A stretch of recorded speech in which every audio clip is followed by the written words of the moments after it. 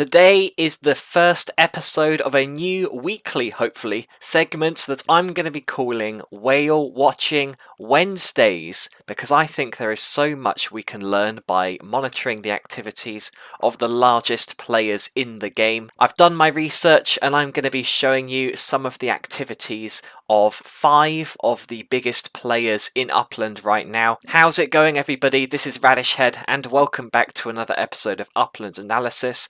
As always, I want to give a quick shout out to my executive level sponsors, Matrigno, Monopoly Mike and Bad Frog. Thank you very much for supporting the channel. I also want to announce that this episode is sponsored by the Metacino. This is the first metaverse casino in Upland, and it's a fantastic interactive space that allows you to hang out with an awesome community of some of the biggest names in Upland and compete in a game of poker for prizes and rewards, with more games coming soon. The next tournament is this week on the 6th of May. And it's going to have a 100,000 UPX prize pool. If you refer a friend who also participates in the tournament, you'll get free entry to the tournament. Otherwise, it's 10,000 UPX to enter. If you're a poker fan or you just want to have some fun with some great characters in Upland, I can absolutely recommend Metacino as a place to play some poker in a fun, safe environment. Please check out my link to the Metacino in the description, and thank you to the Metacino for sponsoring this video. Alright, it's time for Whale Watching Wednesday. I love the acronym there. And yes, that is the only reason I'm doing it on a Wednesday. I'm going to give you guys a sneak peek into something that usually only my executive level channel sponsors get to see, because I do in fact have a secret stash of data, spreadsheets and analysis that I'm slowly putting together over time. There's more that I want to do with it, but one of the documents that I'm most proud of is this whale watching document, and I'm going to try and update this every week from now on, but the data I've got in here at the moment is about 1 month's worth of data, and what it shows is the top players in terms of their total mint value of their properties and how that's changing over time and how these players are changing in their rankings over time. So you can see from May to June, the top spots have been pretty much unchanged, with Abdullah far at the top. There's some players who have made dramatic changes in their rankings, who are possibly worth keeping an eye on, such as this guy down here, Mike and One, who's gone up by 19 ranks, which is pretty crazy. And this guy, Saucet, I've heard of him, he's gone up by 14 ranks. So there's some players who are making pretty dramatic moves, and if you're seeing players with negative values, that implies that they have been cashing out some of their properties, liquidating, maybe to get more UPX to spend elsewhere. But overall, it certainly looks like in the last month, the top players have increased the total mint value of their properties, which probably isn't too surprising because obviously we have had the Queen's launch since then.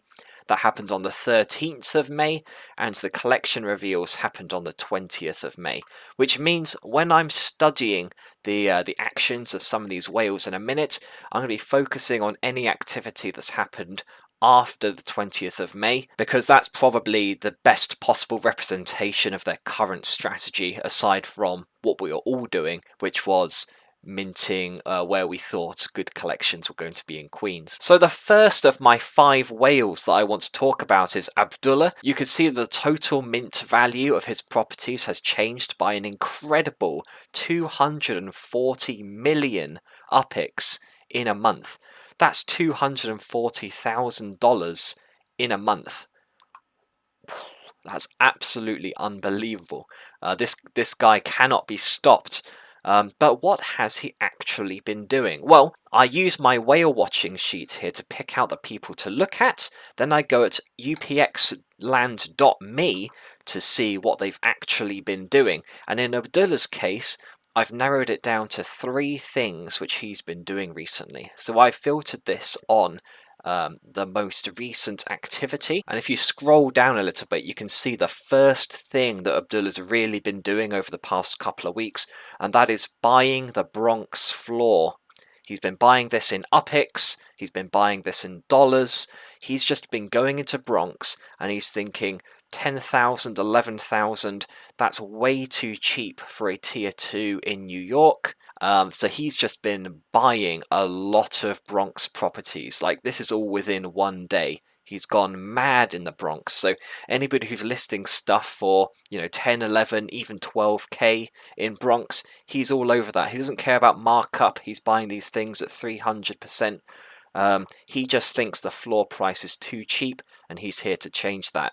The second major thing that I've noticed Abdullah's been doing over the past few weeks is looking at under-mint Los Angeles properties in dollars. So these are expensive mints that players have been trying to get rid of because, I don't know, perhaps a bit of buyer's remorse. This person, for example, in Beverly Crest, they minted this for 577,000 UPIX, and you can see that Abdullah has bought it here for $365. Here's another example, expensive Westchester property in Los Angeles, 600k mint, Abdullah's bought it for $400. Koreatown, minted for 225,000 UPIX, he buys it for $150. These are obviously not cheap purchases. Even buying them under mint, you've still got to have a few $100 to throw around to each of these. I think it's fair to say that Abdullah is putting his money where his mouth is. He could easily just live off the UPIX dividends of his profits from the stuff that he's already bought, but he's just putting more dollars into the game because he's looking at Los Angeles. He's thinking, this is one of the greatest cities in the world.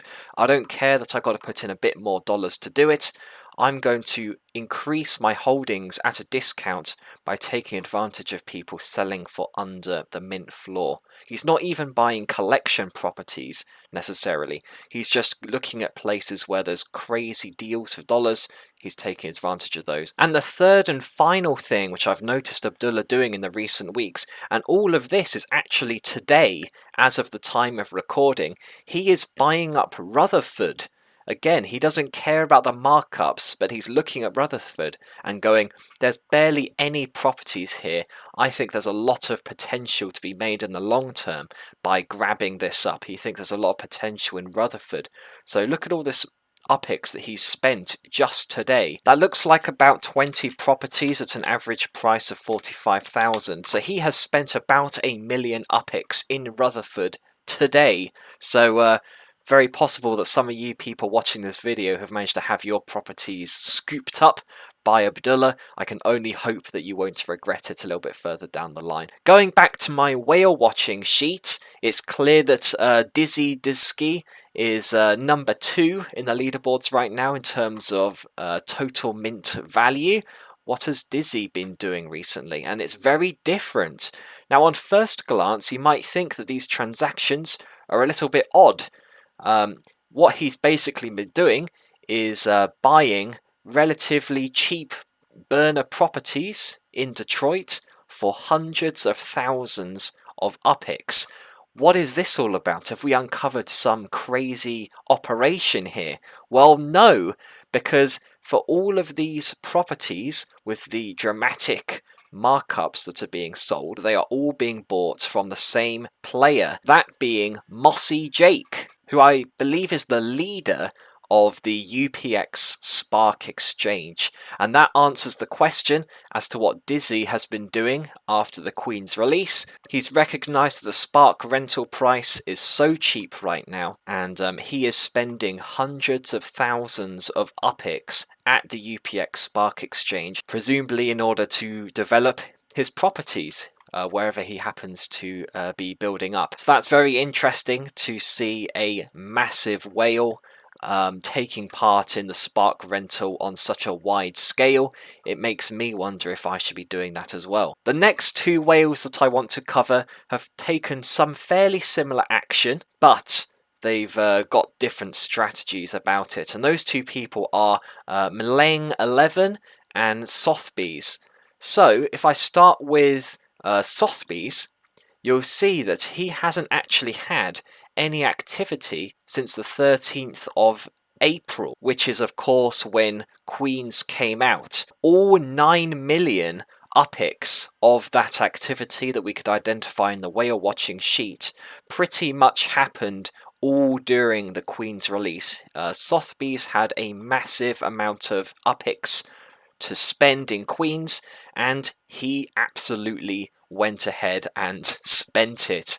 Some of these are absolutely massive mints. The interesting thing is, even though Sotheby's has spent millions of UPIX minting stuff all over Queens, he hasn't sold anything since the 13th. He hasn't engaged in the secondary market at all.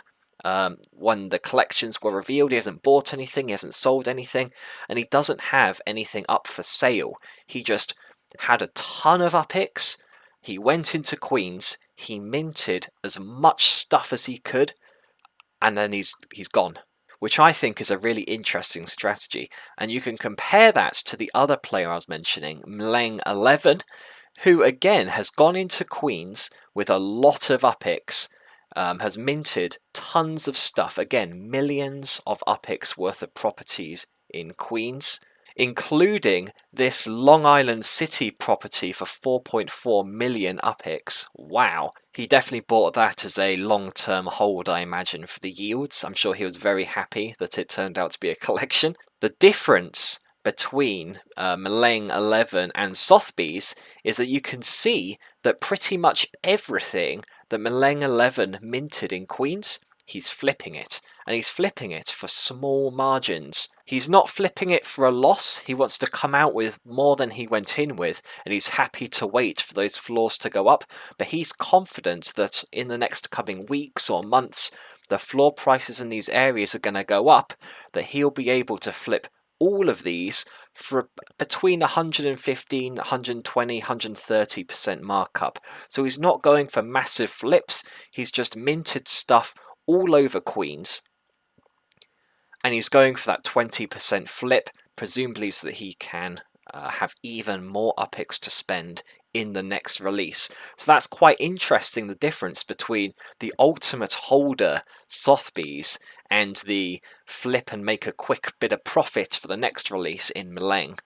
And going back to the whale watching sheet, the last player who really stood out to me as increasing the mint value of their properties by a significant amount throughout April was Big Nick. Having a look at his interactions on UPIX Land, first of all, it's clear that when the collections were revealed, he was very successful in grabbing a ton of stuff in Douglaston, because there were, of course, unminted properties there.